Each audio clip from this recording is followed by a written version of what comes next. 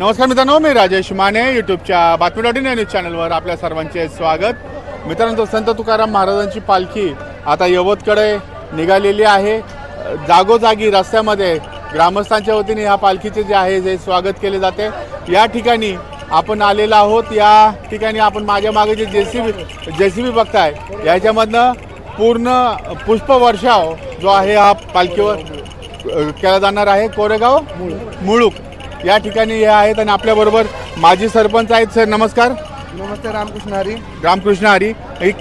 आता हे मागे जे जेसीबी दिसत आहेत याच्यामध्ये फुलांचा वर्षाव, नक्की किती फुलं आहेत, किती जेसीबी आहेत आणि हा उपक्रम पहिल्यांदा करताय कसा आहे? हा उपक्रम आम्ही मागच्या वर्षीपासून चालू केलेला आहे। साधारण 300 किलो फुलं आहेत प्रत्येक जेसीबीमध्ये। असे आम्ही 5 जेसीबी उभे केलेले आहेत आणि आमचा हा संकल्प आम्ही दरवर्षीप्रमाणे पुढे चालू ठेवण्याचा निर्धार केलेला आहे। मॅडम, तुम्ही या ठिकाणी आहात, काय अरेंजमेंट आहे, कसं वाटतं? मी ग्रामसेवक ग्रामपंचायत अधिकारी कोरेगाव मूळ। या ठिकाणी आम्ही तुकाराम महाराजांच्या पालखीच्या स्वागतासाठी हे सर्व नियोजन केलेलं आहे। ग्रामपंचायत कोरेगाव मार्फत हे सर्व सन्माननीय सरपंच, उपसरपंच, सदस्य सर्व उपस्थित झालेले आहे आणि या नियोजनामुळे म्हणजे सर्वांनाच असं उत्सुकता वाढलेली आहे की कधी पालखी येते आणि आम्ही तो फुलांचा वर्षाव त्याच्यावर करतो आहे। सरपंच साहेब आपल्याबरोबर सरपंच साहेब आहेत। नव्या पिढीचे पोर एक वेगवेगळे काहीतरी इनिशिएटिव्ह करतायत, कसं वाटतंय? उपक्रम नवीन करतायत, कसं आहे? चांगला आहे ना? चांगला आहे। मित्रांनो, हे सगळे ग्रामस्थ जे आहेत त्या ठिकाणी पालखीची वाट बघतायत आणि हा जेसीबी सेटअप जो आहे याच्यामध्ये फुलांचा वर्षाव या ठिकाणी करणार। यांचा असाच उपक्रम आणि माऊलींची सेवा, संत तुकाराम महाराजांची सेवा घडत राहो हीच प्रार्थना। धन्यवाद। रामकृष्ण हरी। धन्यवाद। धन्यवाद।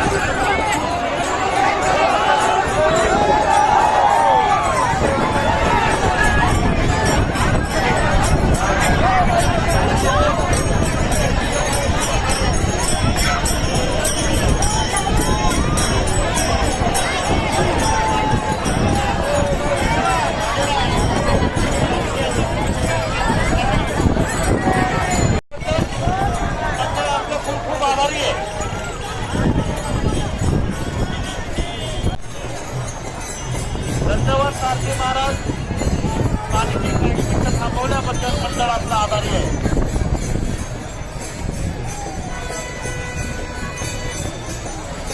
आलेल्या सर्व भाविकांचं सहर्ष स्वागत. कोरेगाव मूळ ग्रामपंचायतीच्या हाती आलेल्या सर्व भाविकांचं सहर्ष स्वागत. शिवसेना मंडळाच्या वतीने आलेल्या सर्व भाविकांचं सहर्ष स्वागत.